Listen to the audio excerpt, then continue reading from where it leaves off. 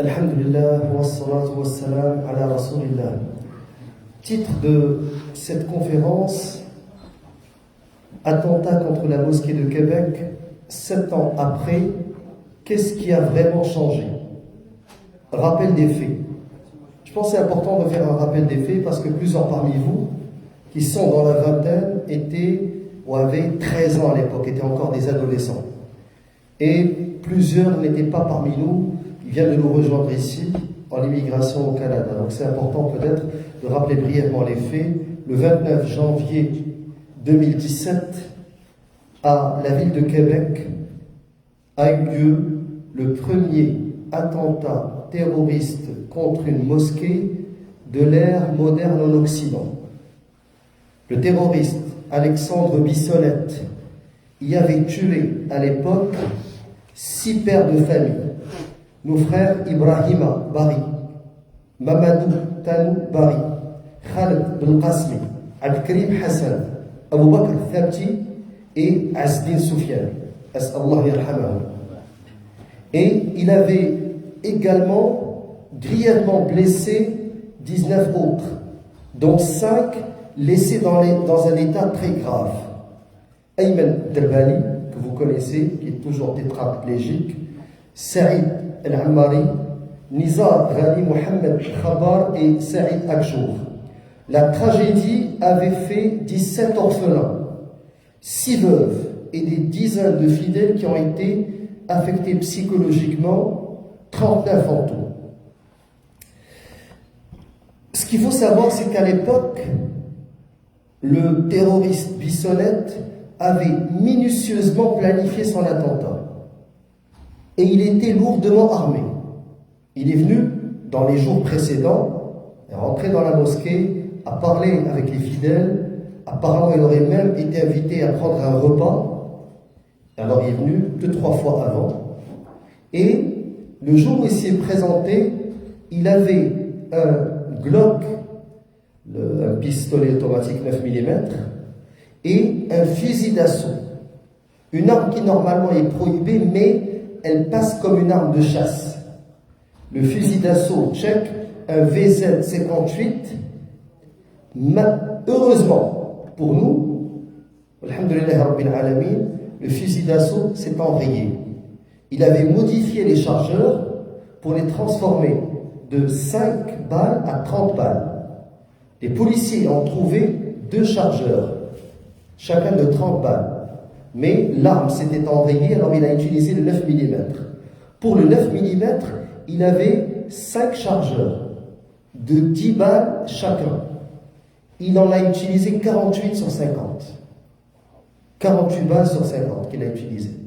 Et les policiers ont trouvé dans le domicile de ses parents un autre pistolet et 4 autres armes, des armes d'épaule qui normalement sont utilisées pour la chasse, mais qui ont une apparence militaire.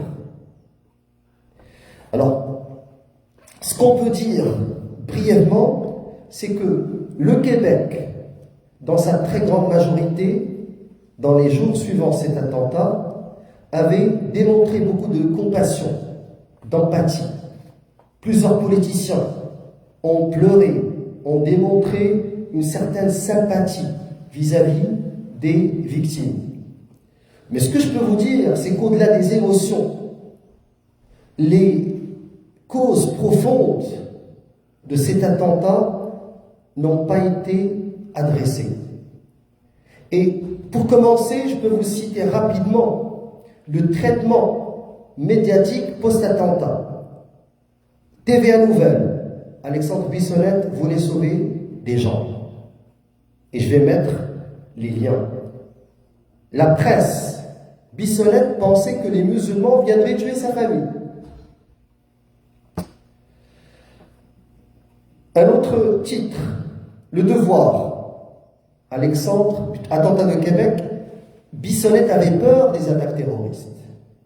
Donc, l'image qui a été véhiculée au grand public est celle d'un tueur qui craint d'être abattu par la police ou qui a peur des méchants musulmans ou des méchants immigrants. On l'a présenté comme une victime. Il y a même des soi-disant porte-parole de la communauté qu'on en fait une 7e victime.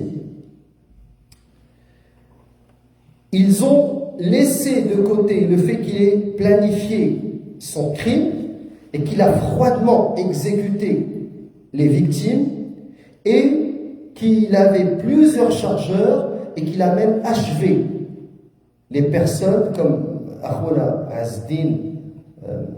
Lorsque je suis parti à la mosquée de Québec avec 2 rescapés et qu'ils m'ont montré où est-ce que les gens se sont réfugiés et comment il a froidement achevé les blessés qui criaient de douleur. Donc tout cela était d'une certaine manière occulté et ce qu'on a offert à l'analyse médiatique post-attentat, c'est une partie du déroulement et surtout l'avant-attentat. Ce qui a nourri la haine du terroriste, ce qui l'a radicalisé, n'a pas été discuté dans les jours suivants. On peut comprendre cela. Mais plus tard, il y a eu un débat sur le rôle des médias, et plus précisément des radios poubelles de la ville de Québec. Et plusieurs experts en sécurité, plusieurs intellectuels, plusieurs militants de défense des droits des musulmans et des droits de la personne ont pointé du doigt le rôle de ces radios poubelles. Alors, je vais rapidement vous rappeler que Michel Junot Kassouya, c'est un ancien agent du service de renseignement canadien, du SCRS. Il avait pointé du doigt, il avait dit « Certains animateurs de radio de Québec ont du sang sur les mains. » Et ce rôle de la radio de Québec, et quand je parle de radio de Québec, il faut nommer, parce que ces gens-là sont toujours actifs, et leur haine est toujours active. À l'époque, on avait pointé du doigt Dominique Moret, Richard Martineau, Éric Duhem, qui est devenu aujourd'hui politicien, Sylvain Bouchard. Alors tous ont été pointés du doigt pour avoir encouragé, créé ce climat malsain de haine envers les musulmans. Autre chose qu'il ne faut pas oublier, barakallahu fikum, c'est que dans les jours suivants, on a appris que Bissonnette suivait, avait liké, aimé la page de Marine Le Pen en France, chef du Front National, parti d'extrême droite. Aux États-Unis, il aimait et suivait la page de Donald Trump, qu'on n'a pas présenté. Au niveau des armées, il suivait la page de l'armée de défense israélienne. Et il aimait la page de Mathieu Bocoté, un adepte du grand remplacement, un soi-disant sociologue qui, vous le savez, déverse son fiel et sa haine en France et aussi au Québec depuis des décennies. Donc ça serait les sources idéologiques qui ont alimenté le tueur. Et quand je dis le tueur, on parle du terroriste. Alors, toute cette analyse n'a pas été faite. On a eu droit à des larmes, de la compassion, des fleurs, des cierges allumés, mais les réelles causes de l'islamophobie n'ont pas été adressées. Alors, 7 ans après, qu'est-ce qui a changé? 7 ans après, et pour être ordonné dans notre analyse, j'aimerais rappeler à tout le monde que depuis sa création en 2010, le collectif canadien anti-islamophobie, ex-collectif québécois contre l'islamophobie, a pointé du doigt 6 causes de l'islamophobie ici au Québec et au Canada. La première, l'islamophobie comme stratégie politique. Et nous l'avons dit, et nous le disons toujours, le Parti québécois au niveau provincial, la CAQ, l'ex-ADQ au niveau provincial, le Parti conservateur du Canada alimente la haine contre l'islam et les musulmans et instrumentalise l'islam et les musulmans comme stratégie électoraliste. Deuxième source, tous ces chroniqueurs et animateurs les Martineau, du Trisac et autres radios poubelles, ils sont toujours là à déverser leur fiel et leur haine contre les musulmans. Troisièmement, les idéologues, Ezra Levant, qui s'est recyclé dans le mouvement anti-mesure, anti-Covid, celui qui dirige Rebel News. Nous avons Mathieu Bocoté, David Fromm, Tarek Fattah. Il y a un ensemble d'idéologues qui sont très actifs sur les réseaux sociaux et qui alimentent la haine de l'islam et des musulmans. Quatrième source, et cette quatrième source, je vous invite à lire La Nouvelle Islamophobie de Vincent Gesser, qui parle de l'islamophobie comme outil stratégique du sionisme. Donc, on a eu la Ligue de défense juive, nous avons Sija et ses antennes qui alimentent la haine contre l'islam et les musulmans comme outil stratégique pour taire toute analyse ou toute critique contre les crimes de l'occupation sioniste en Palestine. Nous avons aussi l'islamophobie comme violence organisée. Et ici au Québec, on a eu la Meute, on a eu les Insoumis, on a eu plusieurs groupes, mais au niveau canadien, pour la première fois de l'histoire du Canada, il y a eu 3 organisations d'extrême droite qui ont été ajoutées à la liste antiterroriste. Ça, nous le saluons. Pour la première fois dans la liste antiterroriste canadienne, il n'y a pas que des groupes musulmans qui viennent du monde musulman. Nous avons des groupes d'extrême droite.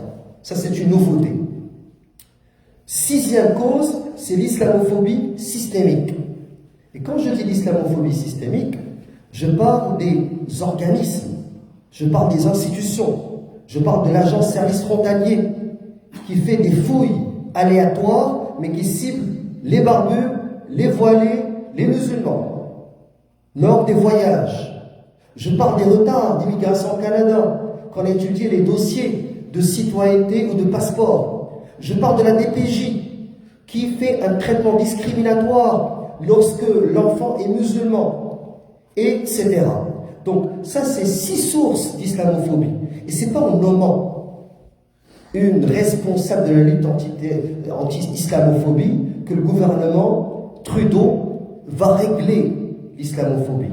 Le traitement folklorique du racisme systémique et de l'islamophobie ne règle pas le problème à sa source. Alors vous comprenez pourquoi le collectif canadien anti-islamophobie n'est pas aimé de la part des médias et des politiciens. Parce que ce que nous disons ne leur plaît pas. Ils aiment les béni oui-oui, ceux qui répètent ce que le pouvoir aime bien entendre. Mais quand nos critiques touchent à la racine du mal, ça leur déplaît. Alors, ce que j'aimerais aussi ajouter aujourd'hui, c'est que depuis la création du collectif canadien anti-islamophobie en 2010, là on est rendu à 2024, ça fait 14 ans, il y a eu quand même beaucoup de réalisations. Parmi les plus importantes, à mon humble avis, c'est le terme islamophobie qui était inconnu du grand public à l'époque. Il était boudé par certains chercheurs. Il était radicalement rejeté par les intellectuels de droite et aussi par les médias de masse. 14 ans de militantisme après, le concept est scientifiquement documenté dans les sphères universitaires.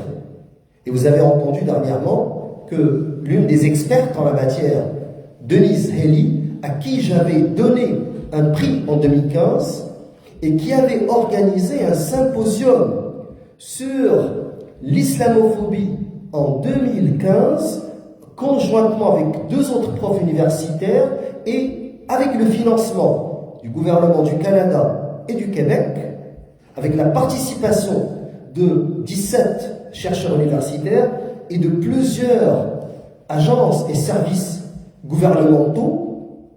Denise Haley a été écartée du CA de l'Institut national de recherche scientifique. Pourquoi? Parce qu'elle m'avait soi-disant invité à ce symposium et avait accepté un prix que je lui avais donné au nom du collectif canadien anti-islamophobie. Alors, figurez-vous qu'en 2015, un an et demi avant l'attentat contre la mosquée de Québec, quand j'avais pris la parole dans ce symposium, ma présentation, elle touchait l'émergence de l'islamophobie comme violence organisée. Et je disais que dans les prochains mois ou les prochaines années, nous allons connaître des attentats contre la communauté musulmane. Et c'est ce qui s'est passé en 2007 dans la mosquée de Québec et plus tard à London, où un autre terroriste a foncé avec une voiture bélier contre une famille musulmane, les décimant.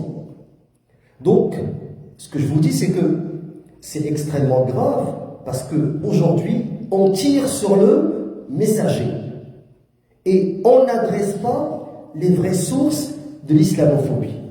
Donc c'est triste de vous dire que 7 ans après, certes, il y a eu des résultats. Le terme est aujourd'hui accepté dans la sphère universitaire, sphère médiatique, sphère populaire, gouvernementale. Néanmoins, les causes n'ont pas été adressées.